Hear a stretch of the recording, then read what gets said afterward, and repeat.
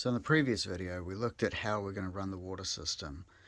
Now we need to make some heat exchangers. We're going to make the heat exchangers tube and shell type out of copper, and using the drilling template, able to drill out enough copper sheet for the lids and the baffles for the heat exchanger, and a couple of extra ones for the oil cooler.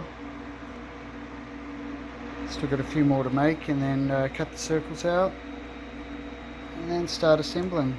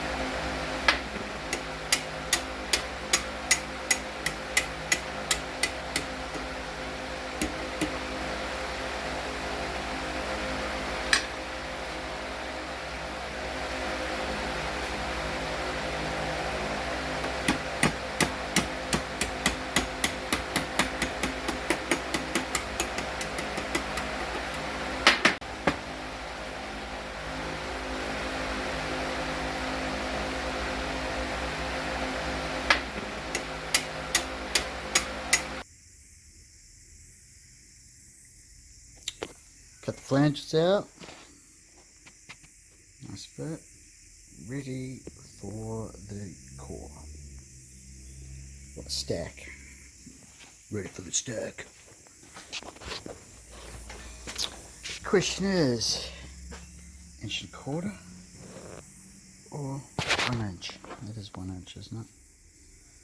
Huh, yeah. 1 inch, but in brass, or 1.25 inch. Post tails.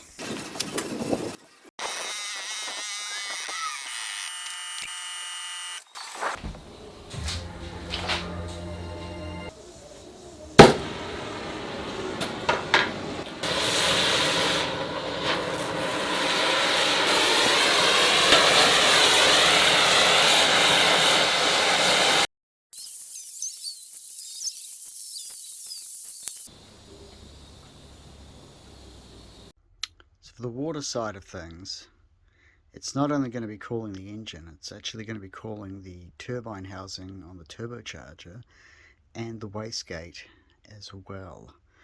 So there's going to be a lot of extra heat that it needs to take away, which is why we've made it as big as we have. Now the turbocharger I chose is a GTX 4088R, which is pretty good for the engine, I think. However, the turbos do not come with a stainless steel exhaust housing, which is a shame, because now the G40s are out, they do come with stainless steel exhaust turbine housings, which would have made life a lot easier, as you'll see later. The core is already made, and there's a lot of tubes, so there's a lot of surface area to keep the engine cool when it's running on continuous load.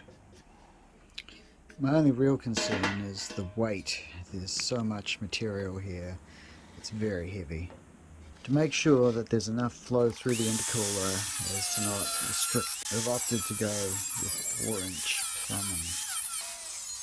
But soon after marking the cylinder to put the tubes into, I realized that because of the tubes that the air will be flowing into, I'm going to need a much larger area to transfer the air through so as not to create a restriction.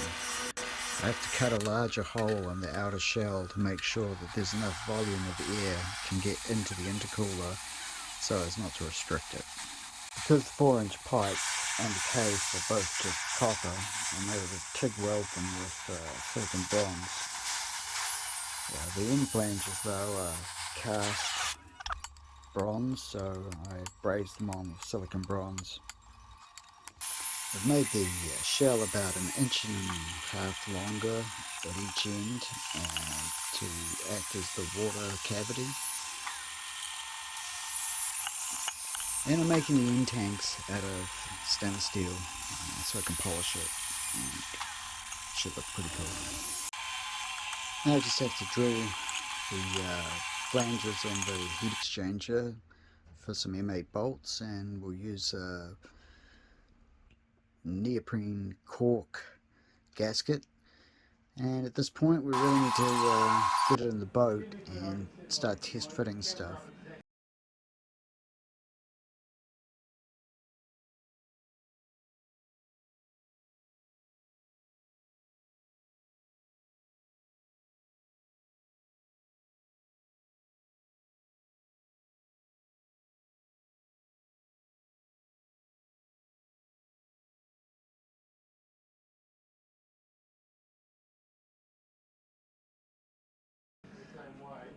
And while I was working on the heat exchangers, Steve was making up the brackets to hold them on the bulkhead. And to get right down the bottom of the bulkhead, we're going to have to take the fuel tank out of the boat. It's just sitting there. Just, this is literally going to drop it. That's pretty much it. So we're going to stack the heat exchangers with the water one at the lowest point and the oil one just above it, and because it won't fit, the intercooler is going to have to sit off to the starboard side.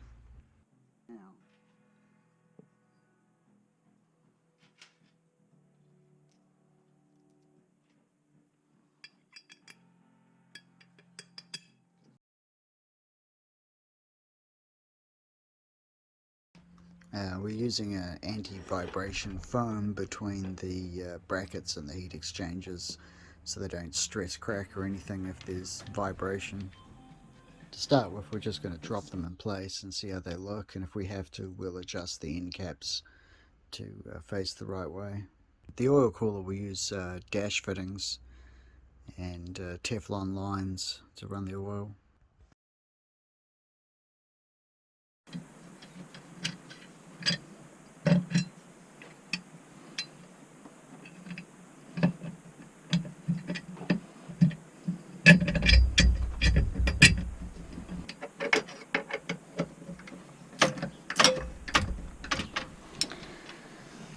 The intercooler is going to require a much larger bracket to hold it, so we'll fabricate something up.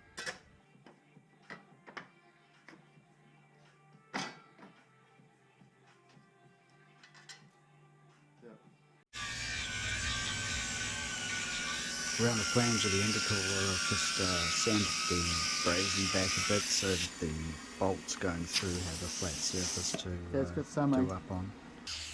And of course the intercooler and the heat exchangers all need to be tested to make sure there's no leaks, and any leaks fixed before final fitting.